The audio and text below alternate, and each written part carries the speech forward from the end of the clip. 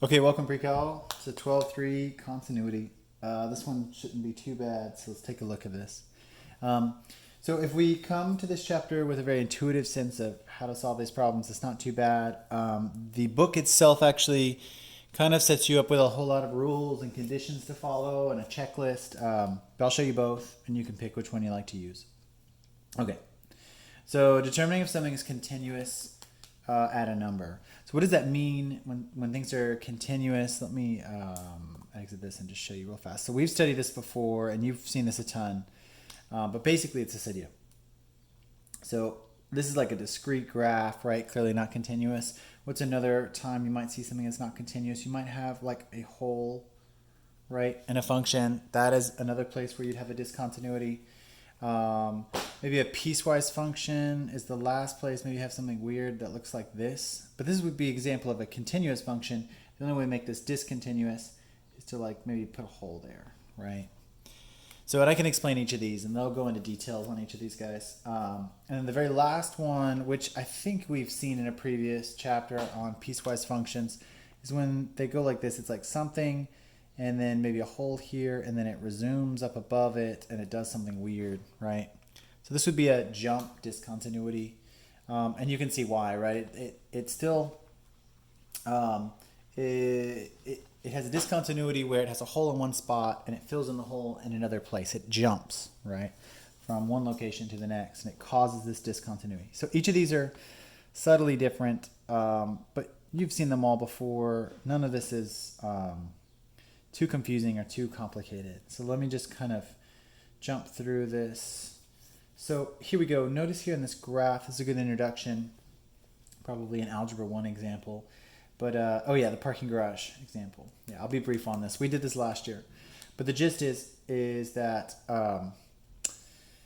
everywhere where you see the filled in hole, right, it's where the function exists. And everywhere you see the open hole, right, like that you noticed before, the function doesn't exist, right?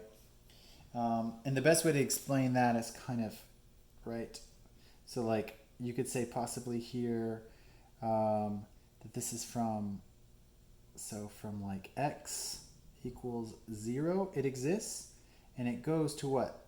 X equals 1. But it doesn't actually equal 1, right? So what's another way we could possibly say that? We could say like x is greater than or equal to 0, right? And it is less than 1, but not equal to it. So that's how you would show that as an inequality.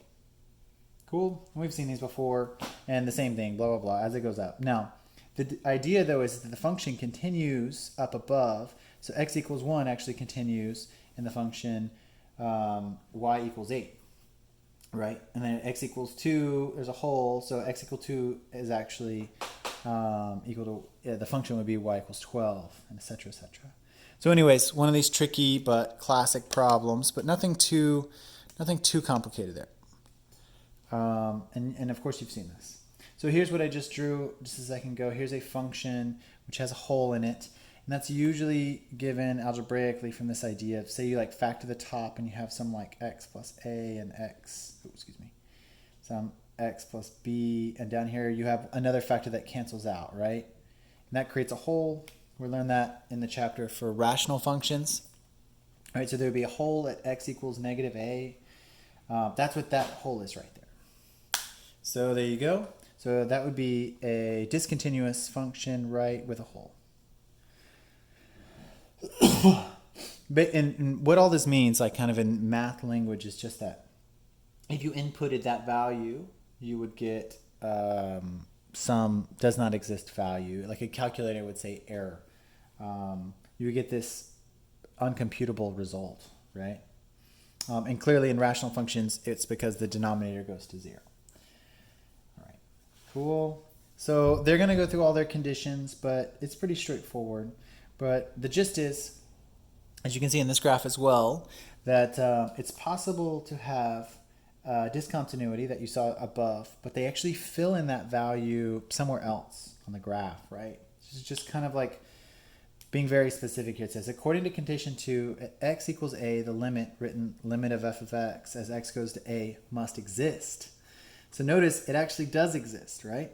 So this means that x will equal a. The left-hand side of the limit equals the right-hand side of the limit. Okay, this is all of our previous stuff.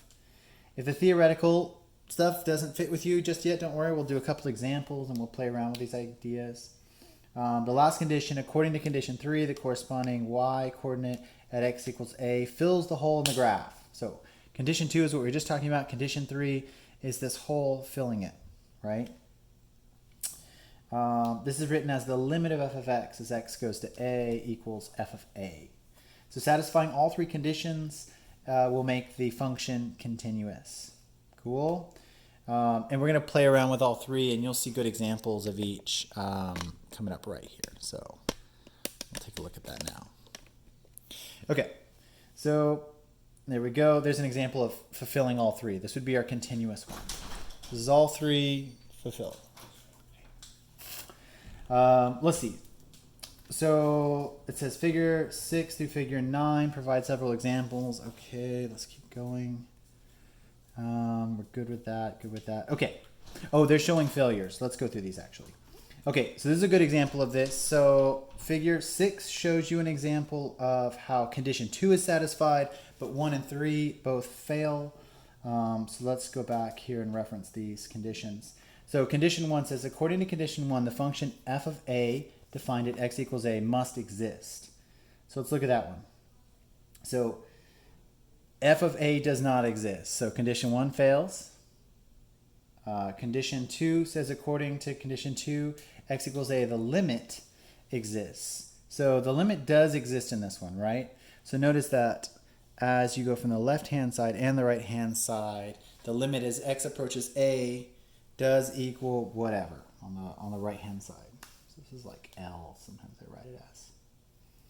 So there is a limit though. So the limit does exist. And then of course the third condition is here. The third condition says, does that limit equal f of a? Well, it can't because f of a doesn't exist. So 1 and 3 both fail. Okay, here's another one. Conditions 1 and 2 are satisfied. Condition 3 fails, interestingly. Okay, so it says, remember condition 1 just says, does f of a exist? Of course it does, right? Here's f of a right here. Cool. Then it says, what is the limit? Well, that would be from the left, from the right. The limit does exist. Cool. But then it says, does the limit equal f of a? It does not. So this will not limit. The output of this limit will be whatever is there, right? So this idea of this L will not equal f of a. Cool. There's that one. And then finally, the last one's the jump discontinuity. Condition 1 is satisfied. Conditions 2 and 3 fail. So condition 1 says, is there an output for f of a? Well, yes, of course, there's an output. There you go, f of a. And then condition 2 says, how about the limit? Is there a limit? Well, from the left, it's there, and from the right, it's here. So no, right? The limit fails. Cool. And then does the first condition equal the third condition? Does f of a equal that limit? No, it's not possible. So there's all the possibilities for these kind of things. Now, let's actually see it with numbers. Oh, the last one, all three fails. Okay, that's fine. Okay, so all three fail. F of a doesn't exist. The limit as x approaches a doesn't exist. And 1 and 3 don't equal each other. So the limit does not equal f of a. So all three fail there. So here are the rules in a nice little organized box for you. So the function f of x is continuous at x equals a provided that all three conditions hold true. Cool. So I know I said that fast. You'll get to watch this happen in action here. If a function f of x is not continuous, the function is discontinuous. Okay, easy linguistic things to think about. Finally, here is our jump discontinuity. You saw I did this briefly in the beginning. It's pretty intuitive. So that means that you're going along continuous, continuous, continuous, and then either there's a hole here and it's filled into the bottom or vice versa. Doesn't matter, both are jump discontinuities, but it's basically like it stops and it reappears somewhere else, and then it continues on. So it says the function f of x has a jump discontinuity at x equals a if the left and right hand sides of the limits do not equal each other. So we've practiced this from earlier scenarios, and we've seen this kind of happen. So identifying removable discontinuities. We've done this too. Let's jump into the good stuff. So removable discontinuities. A function f of x has a removable discontinuity at x equals a if the limit the limit of x as it approaches a of f of x exists, but either f of a does not exist or f of a. And okay, all of this is all saying the same thing. Let's move on and we'll jump into some examples. So identify all discontinuities for the following function as either jump or removable. Remember, jump is like this over here. That's our jump. And removable is like this. There's our removable. So here's our jump. Here's our removable. Cool. So let's try to identify which is which.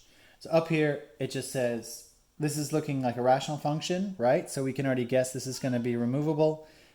If you factor this top one, you get what? You get x, and